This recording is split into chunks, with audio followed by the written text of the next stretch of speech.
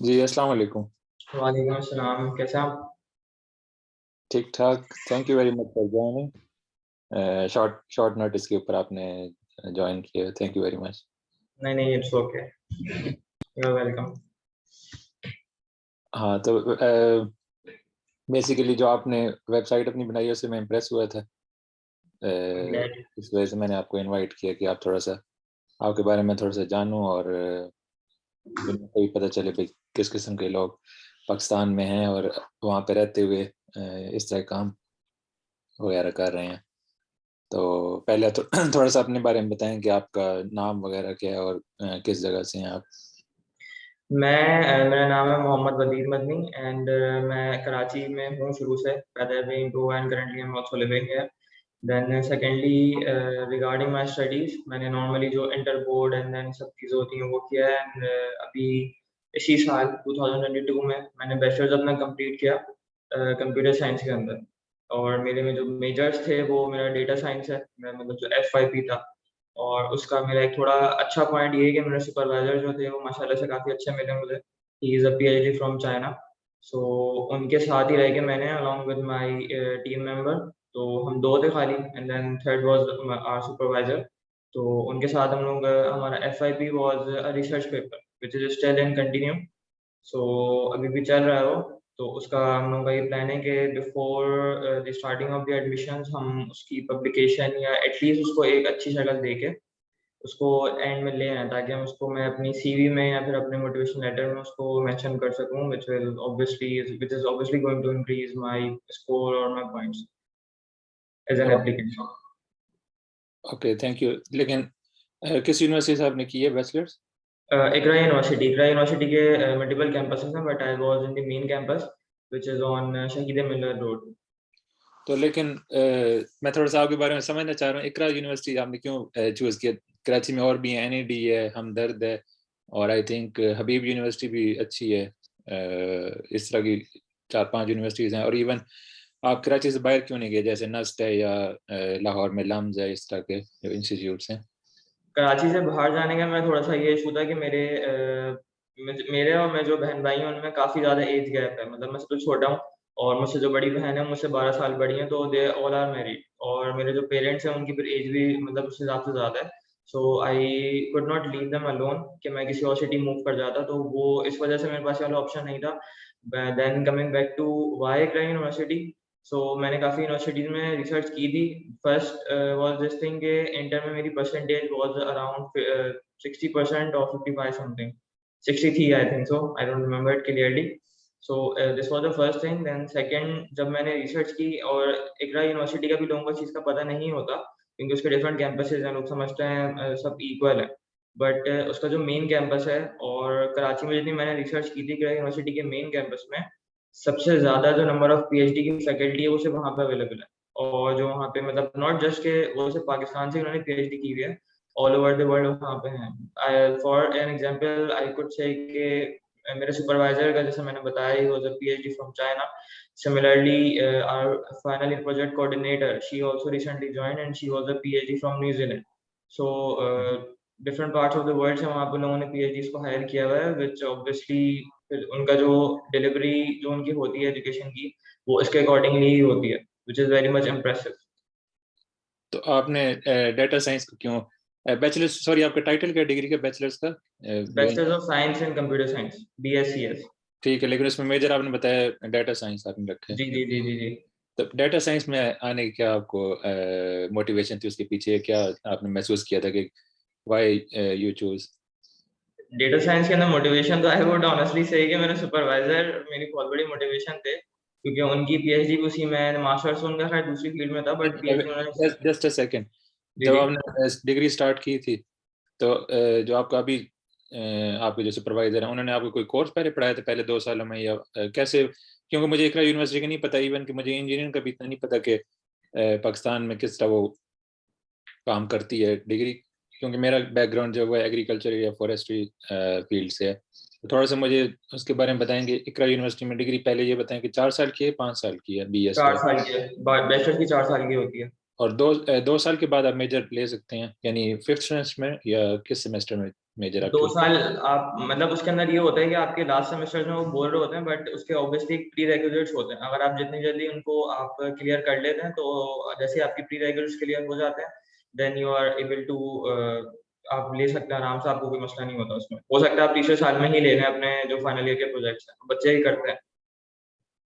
ठीक है, तो फिर आप आपने बताया कि आपने सुपरवाइजर से इंस्पिरेशन ली थी, तो आपके सुपरवाइजर ने पहले कोई कोर्स आपको पढ़ाया था शुरू के सालों में बैचलर्स में, नहीं, सुपरवाइजर का मेरा ये था कि वो आफ्टर कोविड या ड्यूरिंग कोविड ही वो पाकिस्तान आए थे, और बिल्कुल जब कोविड पीक पे था, उन्होंने यूनिवर्सिटी जब ज्वाइन की थी, तो उन्होंने सबसे पहले मुझे बिल्कुल मतलब मेरा वो 3rd ईयर था, आई थिंक सो 3rd ईयर का मिड था या लास्ट था, और उन्होंने मुझे सबसे पहले उसमें एआई का कोर्स पढ़ाया था।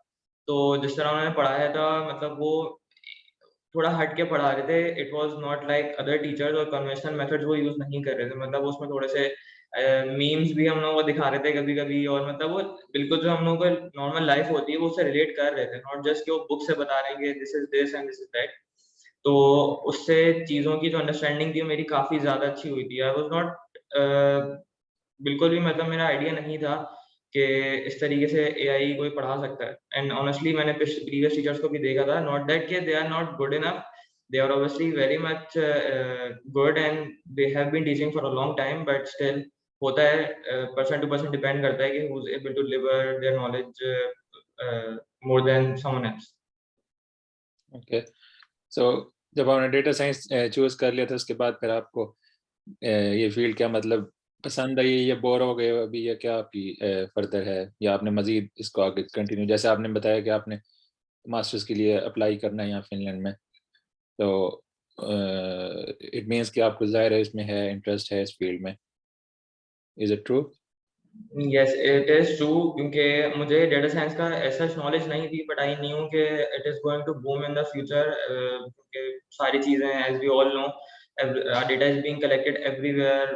पहले इतना नहीं था, बट अब हर जगह पे हो रहा है। कुकीज हो गए या कुछ भी है, लेकिन छोटी छोटी एप्लीकेशन आपका डेटा कलेक्ट कर रही होती है, तो वो एट द बैक एंड पे उसका प्रोसेसिंग होती है, उसके बेसिस पे आपको एड्स देख रहे हो। बहुत सारी चीजें हैं, बहुत सारा डेटा एनालिसिस हो गया, बहुत कुछ हो गया। तो इतना मुझे इसका आइडिया था कि फ्यूचर में इसका बूम तो है, so it's the right time to enter in this field, and इसमें यू कैन डू समथिंग। मतलब it will be easier for being a Pakistani and being a student, specifically at this age, I wanted to move out of Pakistan. uh, these could be only my views, but the condition here is becoming unlivable, and I think you might know that as well. So it was also a motivation of mine that I wanted to move outside of Pakistan. So इसलिए मेरा data science में इस तरीके से हुआ। Then मेरे supervisor ने थोड़ी मेरी हेल्प की कि एक्सप्लोर इट, इस तरीके से करो, देखो। तो जब मैंने उसको देखा, तो मुझे डेटा एक्चुअली जो होता है, थोड़े लोगों को घबराते हैं उससे, बट मुझे डेटा पे काम करने में मज़ा आने लगा। It's a fact. कुछ लोग इस पे बोलेंगे बहुत बोरिंग होता है, कुछ होता है, but depends person to person कि क्या कंडीशन सब पे करती है। तो अभी जो आपने ये वेबसाइट बनाई है जिसके ऊपर आपने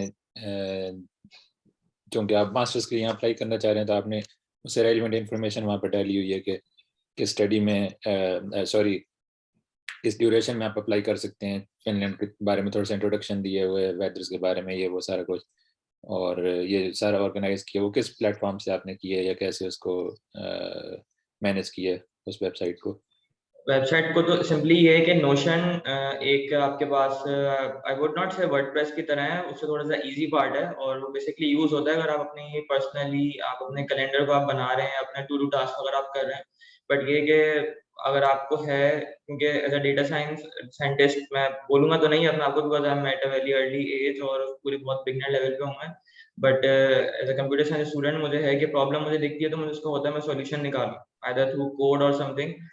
तो फिनलैंड के उस पे भी मुझे ये दिखा था कि आप लोगों का ग्रुप है, इट इज़ वेरी गुड, और आप लोग बहुत ज़्यादा हेल्पफुल होते हैं। मुझे उस चीज़ की बहुत ज़्यादा खुशी हुई थी, क्योंकि कुछ और ग्रुप्स भी मैंने वैसे ज्वाइन किए थे जब मैं एक्सप्लोर कर रहा था, तो उस पे सीनियर जितने ज़्यादा हेल्पफुल नहीं होते हैं, वो इतने एक्टिवली रिप्लाई नहीं कर रहे होते, तो वो न्यू कमर्स ही एक दूसरे को हेल्प आउट कर रहे होते हैं। बट आप लोग उस तरीके से कर रहे हैं, I was very much impressed, and thank you so much all of you. मतलब आपके आपके साथ जितने भी आप लोगों ने कल भी किया था। सो बेसिकली नोशन के ऊपर मैंने उसको किया था, और मुझे प्रॉब्लम जो दिख रही थी वो ये थी कि लोग पूछ रहे हैं, आप लोग हेल्प भी कर रहे हैं, बिल्कुल उसका कोई वो नहीं है, बट वो इन्फॉर्मेशन थोड़ी सी स्कैटर्ड थी। तो मैंने उसको बस ये किया, मैंने उसको गैदर किया, क्योंकि लोगों को बहुत इश्यू हो रहा होता है। और ये चीज़ आपने भी मल्टीपल टाइम्स ग्रुप में बोली है कि अगर कोई भी न्यू कमर आ रहा है, तो आप काइंडली पहले पिन पोस्ट पढ़ लें, बट वो लोग नहीं कर रहे होते हैं। वो बिल्कुल ही चीज़ ऑब्वियस होती है, उसको भी पूछ रहे होते हैं। तो इस वजह से मैंने वेबसाइट के ऊपर में आया था कि लोगों की काफ़ी ज़्यादा हेल्प हो जाएगी और देन फर्दर जो भी है, तो फिर ऑब्वियसली ग्रुप में लोग आराम से पूछ सकते हैं। ठीक है, आपकी वेबसाइट का लिंक मैं इस पे डाल दूँगा डिस्क्रिप्शन में ना, जब ठीक मैं है। वीडियो अपलोड करूँगा। तो इसके अलावा आपकी कोई हॉबीज़ वगैरह हैं स्टडीज़ के अलावा? क्या कोई गेम वगैरह करते हैं, कोई स्पोर्ट्स या कोई और एक्टिविटी इंटरनेट पे किसी चीज़ की? एक्टिविटी मेरी अभी रिसेंटली मैं स्विमिंग के अंदर था, बट अभी थोड़ी मेरी तबीयत खराब हो गई थी, तो इस वजह से मैंने उसे छोड़ना पड़ा क्योंकि फिजिकल स्पोर्ट है वो। बाकी ये है कि आपका अभी मैं अगर करंटली आप बोले मैं क्या कर रहा हूँ, तो मैं अभी अपनी पाइथन और मशीन लर्निंग की स्किल्स को इम्प्रूव कर रहा हूँ। क्योंकि फिनलैंड आने के बाद ये होता है कि मैं पहले से उस पे काम कर रहा हूँ। आई डोंट नो बाकी लोग करते ही नहीं करते, बट ये कि मैं आपसे भी पूछना चाहूँगा कि is it a good thing और not which I am doing. मैं अपनी पाइथन और मशीन लर्निंग की स्किल्स को इम्प्रूव कर रहा हूँ। जैसे कोर्सेरा के ऊपर मल्टीपल कोर्सेज हैं, प्रोफेशनल सर्टिफिकेट्स होते हैं या यूट्यूब के थ्रू, और अपना गिटहब पे ही पोर्टफोलियो बना रहा हूँ ताकि ये कि मैं फिनलैंड आऊँ। मेरा गोल ये है कि मैं आऊँ तो, और जॉब अब वो डिपेंड करता है सिनेरियो पे, बट आई विल ट्राई कि मैं अपनी फील्ड की ही पार्ट टाइम जॉब ले लूँ, तो it would be much better. So what do you say about it? Is it okay और what? Yes, that's a good decision. I think that's a good progressive thinking. और thank you compliment के लिए जो पहले आपने दिए you PSA welcome. PSA वगैरह को। तो फिनलैंड में जब आप आ रहे हैं, लेकिन आपने कोई यूनिवर्सिटीज टारगेट की है कि किस किन किन यूनिवर्सिटी में आपने अप्लाई करना है, या किन का सोचा हुआ आपने एप्लीकेशन? जी, मैंने अपनी मतलब एक शीट एक्सेल की बनाई थी मैंने, उसको मैं आई विल सी उसको थोड़ा-सा अच्छा करके अगर हुआ पॉसिबली तो मैं ग्रुप पे शेयर कर दूँ ताकि लोगों के लिए और भी आसानी हो जाए। यूनिवर्सिटी ऑफ हेलसिंकी मेरी टॉप पे है क्योंकि आपको ऑब्वियसली वहाँ पे है, आपको पता होगा डेटा साइंस के अंदर उसकी मतलब वर्ल्ड वाइड रिकॉग्निशन है उसके डेटा साइंस के प्रोग्राम की। सो वो तो मेरे टॉप पे है। देन यूनिवर्सिटी ऑफ ताम्प्रे हो गई, यूनिवर्सिटी ऑफ ओलू यूनिवर्सिटी है आपकी, यूनिवर्सिटी ऑफ ताम्प्रे भी है, उसके अंदर भी कोर्सेज़ हैं। तो मैं सिर्फ जस्ट अच्छा मैं डेटा आल्तो साइंस को भी है, सिर्फ हेलसिंकी में आल्तो भी है। जी, जी, हाँ, आल्दो सॉरी वो सेकंड नंबर पे है, सॉरी अच्छा। वो भूल गया मैं। तो ये 4 टॉप यूनिवर्सिटीज़ हैं, बाकी उसको मैं और एक्सप्लोर कर रहा हूँ कि इसके अलावा कौन-सी हैं। अच्छा, एक चीज़ ये है कि कल आप लोगों ने काफ़ी अच्छा इसमें डिस्कस किया था कि डिफरेंस बिटवीन नॉर्मल यूनिवर्सिटीज़ और technical university and applied sciences university. तो उसके ऊपर भी डिफरेंस काफ़ी ज़्यादा मेरा था, मतलब मैं अप्लाइड साइंसेज़ में नहीं करना चाह रहा। रीज़न बीइंग कि मुझे है कि मैं आगे डॉक्टरल प्रोग्राम के लिए करूँ, पीएचडी के लिए। सो अप्लाइड साइंसेज़ में थोड़ा डिफ़िकल्ट हो जाता है, तो इसलिए थोड़ा ये नंबर ऑफ यूनिवर्सिटीज़ मेरे पास मतलब वहाँ पे थोड़ी फ़िल्टर आउट इस वजह से भी हो रही हैं कि मैं अप्लाइड साइंसेज़ यूनिवर्सिटी को थोड़ा-सा अप्रोच नहीं कर रहा हूँ अभी। ठीक है। तो इसके अंदर जैसे आपने बताया हेलसिंकी टॉप पे है, तो उसकी डिग्री का क्या टाइटल है जो जिसमें आप अप्लाई करना चाह रहे हैं यहाँ डेटा पे? साइंसेज़ ही है, मास्टर्स इन डेटा साइंस ही है उसका, मतलब कॉम्प्लिकेटेड टाइटल नहीं यही है। ठीक है। तो आपने पहले बताया कि आप यहाँ पे आके कोशिश करेंगे कि आपको अपनी फील्ड में जॉब मिल जाए। जी। तो अगर आपको फ़र्ज़ किया मिल जाती है विदिन मे बी 6 मंथ्स या 1 ईयर, तो फिर उसके बाद आप आई मीन वर्किंग लाइफ में रहना चाहेंगे डिग्री के बाद, या एकेडमिक्स में दोबारा वापस आएँगे पीएचडी वगैरह के लिए? मेरा पीएचडी के लिए है कि मतलब मैं अपना जितना कम हो सकता है गैप मैं उतना रखूँ, और पीएचडी के लिए मतलब obviously it is going to depend upon the conditions के वहाँ पे उस वक़्त क्या सूरत-ए-हाल है, क्या नहीं है, मेरी भी कंडीशन क्या है। So it will depend, but ये कि I have to pursue PhD, ये मेरा गोल है। हुँ, हुँ। Okay, thank you. इसके अलावा आपके पास मतलब स्किल्स क्या हैं डेटा साइंस की? क्योंकि डेटा साइंस तो काफ़ी वास्ट फील्ड है ना, इसमें डिफरेंट एप्लीकेशंस में ये यूज़ कर सकता है डेटा साइंस की फील्ड को। तो एप्लीकेशंस तो पाकिस्तान में इतने सारे प्रॉब्लम्स हैं, जैसे फॉर एग्जांपल सिग्नल्स के वहाँ प्रॉब्लम है, ट्रैफिक लाइट्स के, उनको भी ये सॉल्व कर सकता है डेटा साइंस के वहाँ पे। फॉर एग्जांपल वहाँ पे जो टाइमिंग होती है उसके लिए, अगर रेड लाइट होती है, रेड से ग्रीन, उसके अंदर टाइमिंग लगती है, फॉर एग्जांपल 30 सेकंड्स या 1 मिनट का गैप होता है। तो उसके अंदर डेटा साइंस को हम यूज़ करके उसकी टाइमिंग को भी एफिशिएंट बना सकते हैं, या इस तरह के और काफ़ी सारे मसाइल हैं पाकिस्तान में। पाकिस्तान में तो ईंट उठाओ तो नीचे से एक प्रॉब्लम निकलता है। तो एग्ज़ैक्टली। वहाँ पे अगर आप फॉर एग्जांपल अभी भी इवन बिफोर कमिंग अब्रॉड या फ़िनलैंड, तो अगर आप वहाँ पे कोई इस तरह का आपके पास कोई आइडिया है, या कोई आप इस तरह का करना चाह रहे हैं, कोई आपकी है थॉट, या सिर्फ़ आपने बाहर के भी प्लान बनाया हुआ स्टडीज़ के लिए? नहीं, करंटली अभी क्योंकि मैंने आपको बताया हम लोग मेरा एसआईपी जो मतलब था मेरा रिसर्च पेपर है, तो उसके अंदर आपको पता होगा मतलब you have to gather a lot of data और आपको अपनी प्रॉब्लम स्टेटमेंट भी करनी पड़ती है, देखना पड़ता है। तो उसमें हमारा एक टॉपिक हमने ये भी कंसीडर किया था कि हम पाकिस्तान के ऊपर मतलब एक हमारी प्रॉब्लम थी अभी क्योंकि रिसर्च पेपर पब्लिश नहीं हुआ है, so I can't tell you the name, वरना मैं बिल्कुल बताता आपको। तो उसके ऊपर पाकिस्तान में हमारे पास सबसे बड़ा मसला यही है कि ना यहाँ पे डेटा कलेक्शन ही नहीं है। हम लोगों को सबसे बड़ा जो एक कंस्ट्रेंट मिला था, हुँ, हुँ। आप तो सिग्नल वाली चीज़ का कह रहे हैं, बट वो चीज़ है, हो सकती है, उसमें ओपन सीवी के थ्रू वो चीज़ हो जाती है। बट हम लोगों को काफ़ी सारी चीज़ों पे ये कि या फिर अगर कोई कंपनी या फिर कोई ऑर्गेनाइजेशन डेटा कलेक्ट कर भी रही है, so they are not willing to share it. मतलब आप हमने उनको ये भी ऑफर करी कि भाई हम लोग एक एग्रीमेंट साइन कर लेते हैं कि मतलब ये हम किसी को डिस्क्लोज नहीं करेंगे, अपनी रिसर्च में यूज़ करेंगे, हम आपका नाम भी मेंशन करेंगे। मतलब हम सारे ग्रेड्स उनको देने के लिए भी तैयार थे, but they are not willing to share their data with us for even research purposes और द एकेडमिक पर्पसेस, और हम इवन उनका ही सिस्टम बेटर कर रहे थे। सो पाकिस्तान में एक बहुत बड़ा कंस्ट्रेंट ये आ रहा है। तो आपकी वाली बात सही है, ऑब्वियसली होता है मुझे कि पाकिस्तान की प्रॉब्लम देखता हूँ, सब चीज़ें होती हैं, बट यहाँ पे इस वजह से थोड़ी ये इशू आता है। हुँ, हुँ। तो आपका इसमें डाटा साइंस में कौन-सा आइडियल कह लें कि कोई इस तरह का एक तो आपके सुपरवाइज़र हैं इंस्पिरेशन, इसके अलावा कोई और यूट्यूब पे या इंटरनेट पे कोई और ऑथर या कोई इस तरह का बंदा जो जिससे आप इंस्पिरेशन लेते हैं डाटा साइंस के लिए? डेटा साइंस के इसमें वैसे तो मैं सच नहीं, आई डोंट नो, बट ये कि मैंने एक coursera पे कोर्स है, बहुत सारे लोग उनको जानते भी होंगे। स्टैनफोर्ड यूनिवर्सिटी के एक प्रोफेसर हैं Andrew, he is a Chinese and जिस तरीके से वो एक्सप्लेन कर रहे होते हैं, his way of explaining is very good. मतलब एक लेमैन को भी आराम से समझ आता है कि वो कॉम्प्लिकेटेड चीज़ तरीके से आराम से समझा देंगे। हुँ, तो हुँ। इसके अलावा मेरा किसी और से इंटरेक्शन मतलब इवन वन वे भी नहीं हुआ जिस तरीके से आप यूट्यूब वगैरह का कह रहे हैं। तो दिस इज़ द थिंग। ठीक है, तो इसमें डाटा साइंस में मैं खुद भी एक्चुअली इंटरेस्टेड हूँ, मैं खुद भी पाइथन अभी थोड़ा-थोड़ा सीख रहा हूँ। तो आप पाइथन में किस स्टेज पे हैं? मतलब कितनी लाइब्रेरीज़ या कुछ लाइब्रेरीज़ के नाम आप बता सकते हैं जो आपने अभी सीख ली हैं या सीख रहे हैं? मैं पाइथन में मैं भी यही बोलूँगा, बिल्कुल बिगिनर ही हूँ क्योंकि पाइथन इज़ अ वेरी, आप कब कर रहे हैं आपको अंदाज़ा होगा कितनी सारी चीज़ें होती हैं। करंटली मैंने अभी रिसेंटली एसवीएम पे काम किया था, एल्गोरिथम है, लाइब्रेरी तो खैर नहीं है, एल्गोरिथम है। बाकी प्लॉटली के ऊपर मैंने किया है। हमारा जो एसएपी का था, आई थिंक सो आपको शायद शायद पता हो आपको प्लॉटली डैश, प्लॉटली वाले जो हैं उन्होंने अपनी एक बिल्कुल। निकाली थी language dash.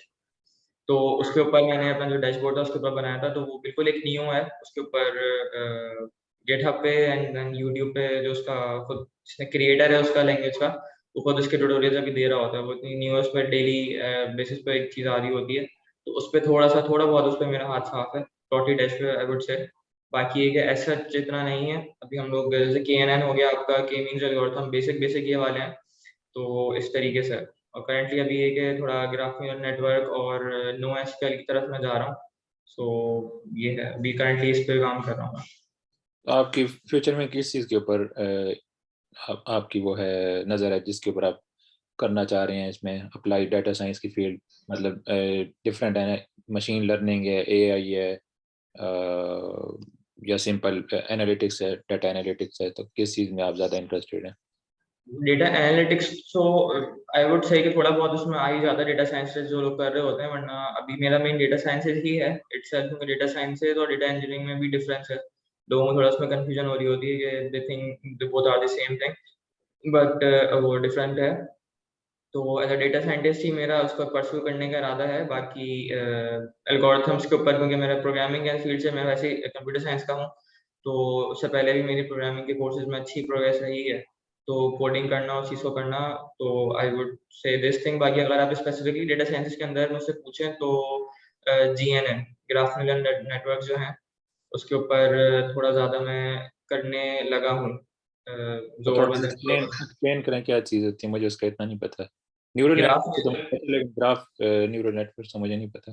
Graph neural network आप ये कह लें कि जिस तरीके से आपका सोशल मतलब आपका फेसबुक आपका अगर है, तो आपके मल्टीपल फ्रेंड्स हैं, तो वो जिसके थ्रू आपको इंटरकनेक्टिविटी बेसिकली वो बता रहा होता है। वैसे बहुत डिटेल में हो जाएगा वो, वरना ये कि एक एंटिटी से दूसरे की कनेक्टिविटी जो आपकी हो रही होती है, वो मतलब पूरा एक ग्राफ बन रहा होता है। उसके ऊपर ग्राफ न्यूरल नेटवर्क के ऊपर जितनी मैंने रिसर्च की और जितना मुझे अभी तक पता है, वो उसके ऊपर पीछे नो एसक्यूएल ही चल रही होती है आपकी, मतलब Neo4j डेटाबेस होती है। आप मतलब बेसिकली हर चीज़ का आप ग्राफ बना रहे होते हो और आप ग्राफ के थ्रू हर चीज़ की रिप्रेजेंटेशन कर रहे होते हैं, व्हिच इज़ वेरी मच, उसमें कनेक्शंस बनाने काफ़ी ज़्यादा ईज़ी हो जाते हैं कि दिस स्पेसिफिक पर्सन और this entity is interrelated with this thing and it is also related with some other thing as well. तो उसकी एप्लीकेशन क्या है? सिंपल कोई एप्लीकेशन? एप्लीकेशन उसकी जो फ्रॉड नहीं, डिटेक्शन में भी। आम लफ्जों में अगर किसी ने किसी बंदे ने समझना हो, तो रियल वर्ल्ड में एप्लीकेशन क्या है उसकी? रियल वर्ल्ड में मैं एक बिल्कुल कॉमन एग्जांपल कहूँगा जो कि हर किसी को मतलब बताई जाती है जीएनएन के स्टार्टिंग में वैसे भी, कि अगर आप फ्रॉड डिटेक्शन कर रहे हैं तो बैंक के अंदर काफ़ी ज़्यादा एंटिटीज़ के ऊपर पास मतलब ट्रांज़ैक्शंस हो रही हैं, तो वो एक उसमें नोड और एजेस का कॉन्सेप्ट होता है कि एक एंटिटी जो आपकी है, जैसे आप हैं, लेट्स से जिस भी आपके बैंक में अगर हम कर रहे हैं, तो आप एक एंटिटी हैं इटसेल्फ या नोड कह लें, और आप एक एज से कनेक्ट हुए हुए हैं किसी और नोड से, किसी और पर्सन से। तो वो पूरा का पूरा आपके पास एक ग्राफ मतलब एक ट्रेल आपके पास आ जाती है कि ये पर्सन इससे कनेक्टेड है, मतलब जितनी भी ट्रांजैक्शन आपके पास हुई होंगी, लेट्स से आप उसका एक सेंटर में है और आपने 10 लोगों के साथ ट्रांजैक्शन किए हैं, तो आपके साइड में जितने भी हैं वो एजेस से कनेक्ट होके देन वो नोड्स आपके पास आ रही होंगी। देन उनसे जिन्होंने की होगी, देन फर्दर इस तरीके से वो जो ग्राफ है वो एक्सपेंड होता रहता है। तो ठीक है। आपको इंटर रिलेशन में जो है वो आपको पता लग जाता है कि भाई ये चीज़ जो थी वो स्टार्ट यहाँ से हो रही है और एंड वहाँ पे हो रही है। ठीक है। तो आपने अभी बताया था थोड़ी देर पहले आपका गिट पे प्रोफाइल भी है, तो अगर आप वो काइंडली शेयर करना चाहें तो वो भी शेयर कर सकते हैं, मैं डिस्क्रिप्शन में डाल दूंगा, वो भी हेल्प। गिटहब पे मैं उसको बस अभी शुरू कर रहा हूँ। गिटहब पे ठीक है। प्रोफाइल में मैं ये कह रहा था कि मैं उसको भी एक बिल्ड करने की तरफ जा रहा हूँ, क्योंकि एज़ अ प्रोग्रामर या डेटा साइंटिस्ट हम लोगों के लिए गिटहब की प्रोफाइल ही एक्चुअली हमारी एक तरह से सीवी कह लें उसको, वो होती है हमारी जितनी भी रिपॉजिटरीज़ वगैरह होती हैं, तो बिल्कुल। मैं उसके ऊपर भी जा रहा हूँ। तो आपको पता है डेटा साइंस के अंदर एक वेरी यूजफुल वेबसाइट है जिसके ऊपर कंपटीशंस भी होते हैं, कोई इस तरह की वेबसाइट्स का आपको पता है?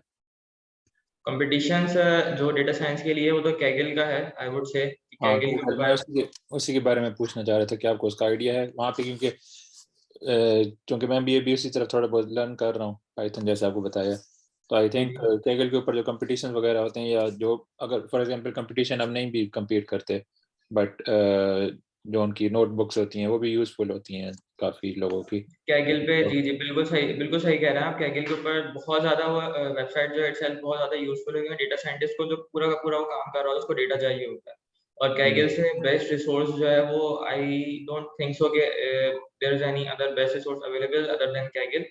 क्योंकि उसको जो आपने बात बोली नोटबुक्स होती हैं, तो you also get the idea कि अच्छा ये डेटा है, तो मैं इसको इस तरह से भी हैंडल कर सकता हूँ। और ज़रूरी नहीं है आप बिल्कुल ही स्क्रैच से अपना कोड लेके कहीं आप नया आ जाएँ, बिल्कुल ही आप ज़ीरो से स्टार्ट करें। बट दूसरों की नोटबुक्स होती हैं, आप उनको थोड़ा गो थ्रू करके देन आपको हो सकता है दिमाग में उसके हिसाब से आपको आइडिया आ जाए। आप उसमें थोड़ी-सी चेंजेज़ वगैरह करके देन अपना कुछ एक न्यू आप कर लें उसके अंदर। बिल्कुल ऐसे ही होता है। मैंने भी कुछ नोटबुक्स देखी थी, मैंने कहा हैं इस तरह भी हो सकता है जो दूसरे लोग करते हैं डिफरेंट स्क्रिप्ट लिख के उसका कोड्स की। जी, जी, जी। Is very very useful website. ठीक है, I think it was very useful talk. तो आपने इस इनटेक में अप्लाई करना है इसमें दिसंबर या जनवरी में? जी, जी, दिसंबर वाले में मैं स्टार्ट कर दूँगा, अपना प्रोसेस मैं कर रहा हूँ, बस मेरा आइल्स की मैं प्रिपरेशन कर रहा हूँ। इंशाल्लाह मेरा आइल्स अभी इस मंथ के लास्ट में मैंने डेट बुक करवाई है। तो चलिए, इसके लिए बेस्ट ऑफ लक। थैंक तो यू सो मच। हाँ, और इसके अलावा अगर कोई जो न्यू कमर्स हैं, जो अभी जिन्होंने अप्लाई करना है या नेक्स्ट ईयर जो अप्लाई या इन द फ्यूचर जो अप्लाई करेंगे जी। आपकी फील्ड से, फॉर एग्जांपल डाटा साइंटिस्ट या डाटा साइंस के लिए या कंप्यूटर साइंसेस के लिए इन जनरल, तो उनके लिए कोई मैसेज अगर देना चाहें कि अपने एप्लीकेशंस को किस तरह जैसे आप एप्लीकेशन से प्रोसेस से अभी गुजर रहे हैं, जी, जी। रेफरेंस लेटर या ये चीज़ें बना रहे हैं, मोटिवेशन लेटर वगैरह, तो उनको कोई आखिरी कोई पैगाम या कोई टिप देना चाहें कि कैसे अपनी एप्लीकेशन को बेहतर बना सकते हैं?